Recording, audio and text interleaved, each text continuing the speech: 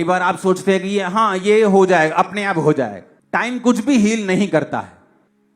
परमेश्वर ने कहा, पतरस मुझे पानी के अंदर ले जा अपनी नाव से, मुझे ना अंदर से वचन सुनाना था कि लोग मुझ पे गिरे ना, क्योंकि लोग कोई हीलिंग के लिए प्रभु पे गिर रहा था, कोई बात करना चाहता था, कोई दुखड़ा सुनाना चाहता था।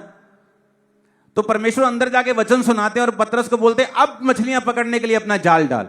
तो पतरस कहता, प्रभु नहीं, मेरे पास सारी रात मैंने मेहनत की, मैंने कुछ हासिल नहीं किया, मैं मछुआरा हूं, मुझे पता है मछलियां नहीं आएंगी।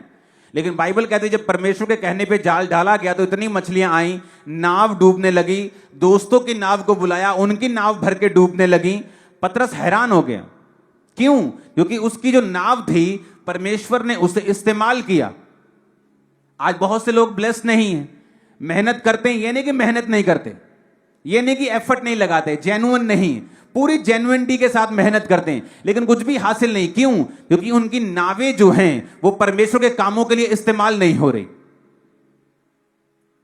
एक समय है परमेश्वर आपको अलाउ करता है, आप कम काम करते हैं, वो अलाउ करता है, वो धीरज रखता है, पेशेंस रखता है। लेकिन एक समय आता है जब परमेश्वर कहता है बस, नो मोर पेशेंस, अब नहीं, अब तुम्हारा टाइम पूरा हो चुका है, मैं चाहता हूं तुम मुझे फल दे। जिस काम के लिए इस पेड़ को लगाया गया था वो पेड़ फल अब मुझे चाहिए।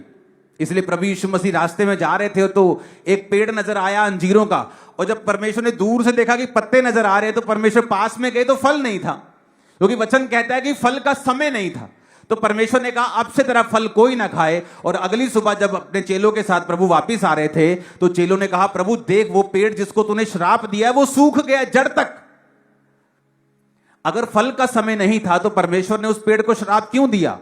क्योंकि अंजीर के पेड़ की खासियत है कि जब उसके पत्ते निकलते हैं तो फल भी आता है। वो अंजीर का पेड़ पत्ते तो दिखा रहा था लेकिन फल नहीं दिखा रहा था। और परमेश्वर को आज भी इस चीज से नफरत है।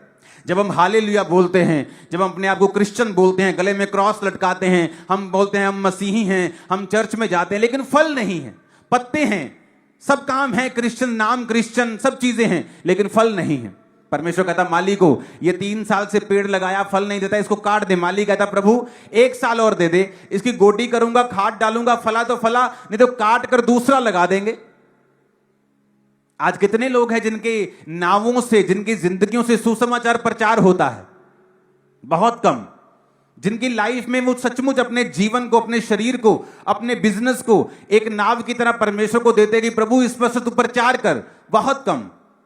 आप में से बहुत से लोग आज घर चले जाएंगे और यीशु मसीह के बारे में नहीं बताएंगे अपने लोगों को। कभी कभी बताएंगे जब 3, 4, 5 दिन बाद किसी रिश्तेदार पर फोन पे बात होगी। इतना सीरियस नहीं है हम परमेश्वर के लिए, इसीलिए हम ज्यादा मेहनत करते हैं और फल हमें कम मिलता है।